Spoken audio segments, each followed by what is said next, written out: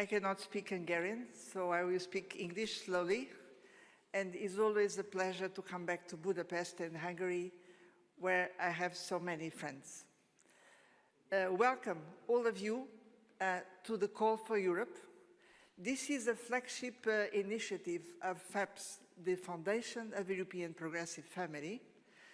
And the purpose of this initiative is always to bring a strong message in the country, in the member state, holding the presidency of the Council of the European Union. So that's why we are here this time around. And we want to gather voices from all parts of Europe. So we have speakers coming from many different countries of Europe on purpose. In my case, I'm coming from the other side of the continent. I'm coming from Portugal, but I'm also the elected president of the European Foundation. And I'm part of the leaders of the progressive family, one of the two most important political families in Europe. It's always very important to recall this. And we want to come here with a clear message. And the message is very simple and clear-cut. Is that Europe wants Hungary as a free and fair country. And Hungary needs a stronger Europe to achieve this. So this is our clear-cut message. But let me turn these two in very concrete points. First of all, protecting our sovereignty as free and democratic peoples. Yes, we need to protect against external pressure. And that's why this is our duty to support Ukraine when dealing with Russian pressure. And that's why we need to build a coordinated external action and a common defense capacity. This is part of our big tasks for the time ahead. And what I can say is that the current Hungarian leadership is undermining the need of a stronger European coordination. So we have a completely different point, we as progressive family in the European Union.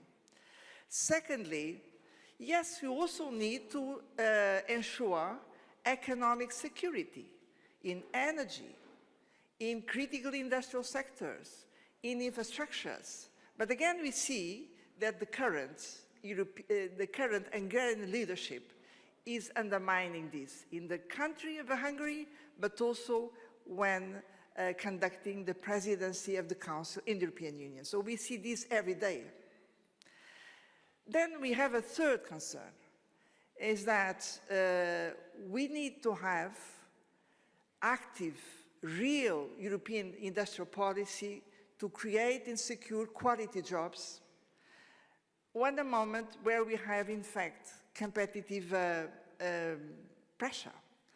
But we know from our experience that we want everybody in Europe to benefit from this, all regions, all citizens. And this can only be provided if we have stronger means to mobilize private investment and public investment at national level and at European level. These will be under discussion over the next period. But again, we see that the current Hungarian leadership is undermining this. See what was their vote on tax coordination. We do need to have public revenue to provide for better public services, for key investments, and we need to secure this tax revenue. But when we try to coordinate tax policy, the current Hungarian presidency was against and undermining. And then we see there is much more, because this industrial policy needs to be coupled with strong social policy. If we are using industrial policy to shape the green and the digital transformation, we need to couple this with strong social policy. And what I can tell you is that recently, in 2017, we have proclaimed the European Pillar of Social Rights. And then we turn these into new rights. New rights for work-life balance, new rights for platform work, new rights for minimum wage.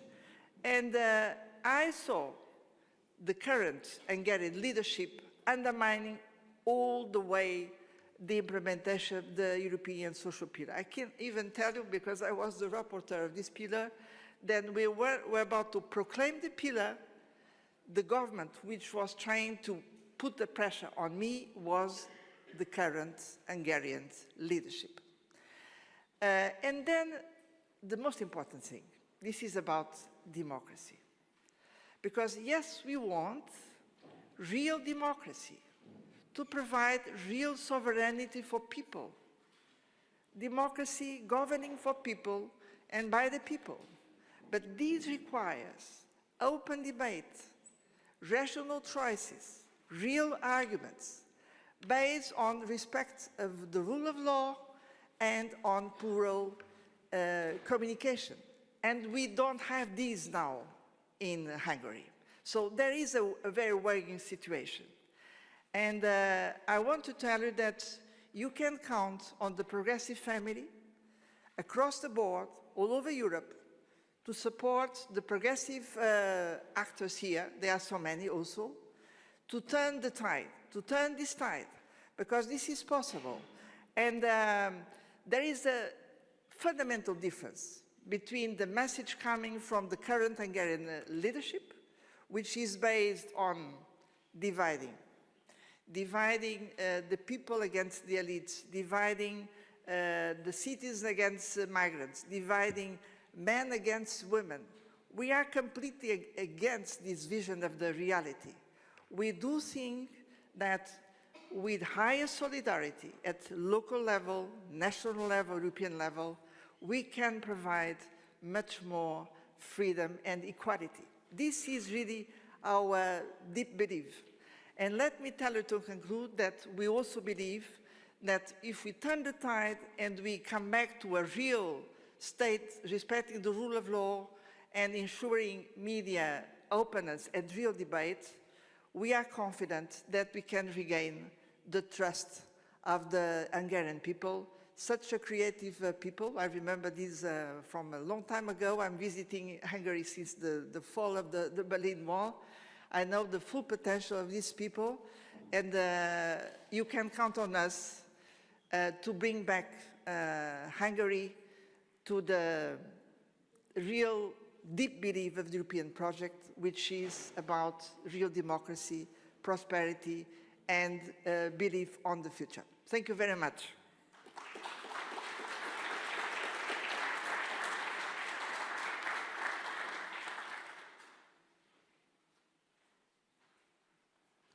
Thank you very much, Maria. Let me also follow up just briefly in English about the construction of the program.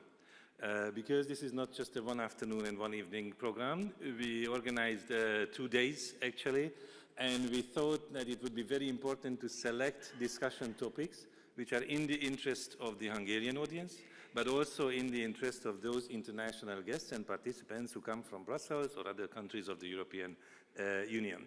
So 3 discussion topics stand out. One is the topic of rule of law, media and democracy, which will start in a minute. The second one is the question of climate sustainability and what we call the just transition. This will start tomorrow morning, and it will be followed by the social dimension, because we believe that the cost of living crisis is very, very important, perhaps the most important for the voting base and the membership of the social democratic family and the progressive politicians in general. And we need to demonstrate that the European Union is there to support all the efforts to address the cost of living crisis and have a longer-term social sustainability and cohesion in the European Union. And these thematic panels will be followed today as well as tomorrow with political discussions, with distinguished members of the European Parliament and other leading figures from social democratic parties, including from Lithuania, Austria, and other countries. And also tomorrow, we will welcome the Mayor of Budapest and also representatives of the young generation and further leading members of the Hungarian center-left parties. So this is the program, and I very much hope that you remain committed today as well as tomorrow. And